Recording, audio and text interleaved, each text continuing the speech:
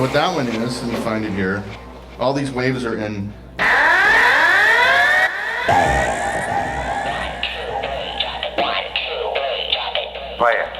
Play it. That's Humphrey Bogart. That's just something I just found that was just cool. I don't know what that. Don't stop now. Immediate launch. Repeat. Immediate launch. Immediate launch. This is a Class 1 emergency. You are not familiar with the focusing disintegrator ray? You're not familiar with the focusing disintegrator ray? You are not familiar with the focusing disintegrator ray? I've seen things. That's Rutger Hauer from Blade Runner that I just pitched up. I've seen things you people wouldn't believe. Burn off of the shoulder of Orion. That's the end of it. I'm a Blade Runner guy, so. Anyway. And then, I also have sliced the samples as well. So I'm going to solo this track. That's just a drum loop. And then the little in there was doing real-time loop remix, what I did before by just experimenting with it. And then applying it. So I can do that to this guy right now. And it's totally one of these, yeah, I'll do it every 2 measures so you can hear this guy happen. Kind of cool. Try another one. So you can sit here, I've done this in real time before, because you can hear all the other tracks.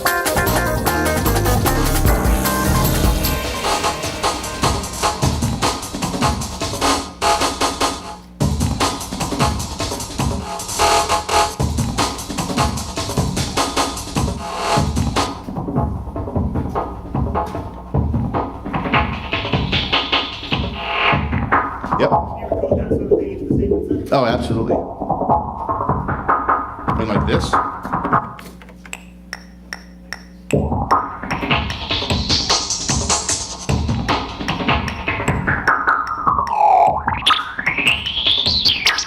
I'm fighting myself now because it's only 4 measures. So, anyway. Fortunately, there's also the undo job. So I can bring it up. Anyway, so all sorts of different ways to use samples, either as a linear recording, like vocalists, or with drum loops that you download from the internet, pull off of a CD, a CD that you purchased that is completely license free. Anyway, but that's why I pitched them differently, so you can't really tell. Anyway, so lots of ways you can use this keyboard on its own. Now, I have another song in here. In fact, let's go to, I have actually this one. Last year I played a tune that was kind of a Brazilian tune last year. I'm not going to do the same tune. I'm now going to record that same tune that I recorded here last year. But I'm going to do it in a totally kind of cool way. So we're going to go to the screen over here now. And I'm going to open up Cubase. Yeah, it's going to take a second. Do you have any questions about anything you've seen so far? Because there's going to be questions afterwards. In fact, while I'm talking, because I want to remember this, the giveaway tonight, because it'll give me a chance to talk about this, and I'm so on top anyway. So, tonight, how many, Michael? 1? Just 2 of them are being given away. Okay, I want to show you 2 of our new products, fairly new. This one's brand new, and this one's not so as new.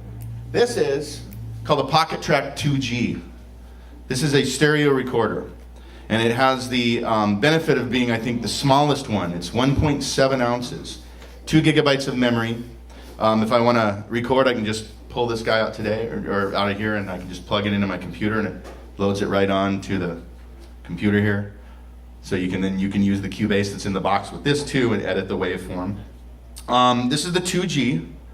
Very small. That's the coolest thing about this thing. These are omnidirectional microphones. They record everything. So there's some good things about this one, and there's some good things about the more expensive one. This one is the Pocket Track CX. Pocket Track CX is XY pattern microphone. So most of the recorders out there are this kind of a setup, XY pattern. This one I like too because it's smaller than most of those XY as well. I like anything that's small anymore for the most part. I just like these things as small as possible anymore because some of them get really bulky and big. I like these guys. So, and I work for Yamaha. and that's why I like them too. So, but no. This one right here is designed for more direct recording. So if you are a band, somebody in a band, and you want to get a good stereo field recording, and there's an audience out there talking, you want something like this. You point it directly at the band, wherever you want the stereo field to be, and you get a nice big stereo field with an XY pattern microphone, okay? This one right here is, I think, more suited for people that are teachers, or for people that don't really need, that just want to have a really fast recording and go boom, record. We actually visited a teacher today that uses it and was talking about how amazingly easy this was, and how another teacher that he had a different product that had more of an XY microphone, and how much more difficult that was to use. He was like, I'm teaching students, I just want to hit record, boom, and go, and put it anywhere, like right there, or over here. It doesn't have a very wide stereo field, so I'm not going to tell you that. This one is more of a stereo field, more professional, if you want to put it that way. But if you're not right in the center of the recording, you are going to get a weird recording out of this a lot of times. I have a recording on here. This is another thing that's a benefit of all of these guys too, is that we actually have a built-in speaker on these guys, so you can immediately hear. But I recorded a concert I did, and it was right in the front. And guess what? So is the trumpet player. And when I listen to it, I'm going to try and mess with it and see if I can get a decent recording out of it. A decent something out of it by trying to mess it. But it's going to be hard because I was right there. I think the pocket track probably would have been a better recording because I could have put it right on my piano. I wouldn't have gotten the stereo field, but I would have gotten a better recording out of it because it catches everything. And it was a concert hall. It was very quiet. And it just, boom. So that's what this is for. I use this, I have piano students, I teach them, I record it, and then I just email them the MP3 or WAV. It'll go 44 one WAV, but I usually set this for MP3. With 2 gigabytes of memory, that's like 33 hours or something crazy like that. And I just put this guy on, set it right there, do my piano lesson, email them the file, and they're like, wow, that was really, hopefully a very good piano lesson. I'll pay you more money next time. Anyway, so that's the difference between these guys. So, how many people in here? Are there anybody that teaches in here? Any teachers, educators, perchance?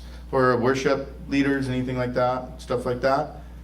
This is a very cool product, and we're giving away 2 of them tonight. Just for showing up. That's how much we love coming here. I gotta tell you something about this store. You guys are really lucky to have a store this hip. I'm serious. I go all over the United States. And I'm not just saying it because I'm in here and Peter's over there and can hear me say it, and I hope that he'll buy me a drink for it. No, I'm just saying. But I'm very serious. It's a very quality staff here. I get, Tony, the guy that he's on vacation right now. I get emails from Tony a lot. He checks in with me a lot. He asks me questions about stuff. He asked me a question, does Cubase work in 64, in Vista 64? Do you know how many salespeople actually ask a question like that? Very few of them. And they end up selling it to somebody not knowing the answer. And the answer is, yes, it works fine in Vista 64. 64-bit, though, is hopefully everything is 64-bit, because if it's not, it necks everything down to 32, but that's a whole other thing. But the fact that he calls me and he checks in with me is very cool. You have a really serious guy, and all the staff here are really good, solid staff. They like each other. It's a good store. It's set up really well, so you guys should be very fortunate to have Easy Music Center here. It's really, really killer place. That's why we give away nice things, because we don't do that everywhere. Anyway. So, getting back to this. So that's the kind of thing on this guy right here. So let's go into the world of production. So I have this guy set up. Now I'm going to open up the file because I kind of have it all ready.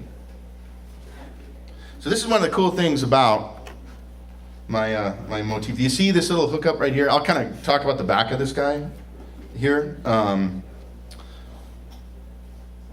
This is cool too. I'll talk about that in a second too. But if you look here, this cable that's right here is a IEEE 1394. It's Firewire is what it is. So Firewire connector going from here to the computer. That's how I'm connecting the audio and the MIDI and the remote control surface that this will become now.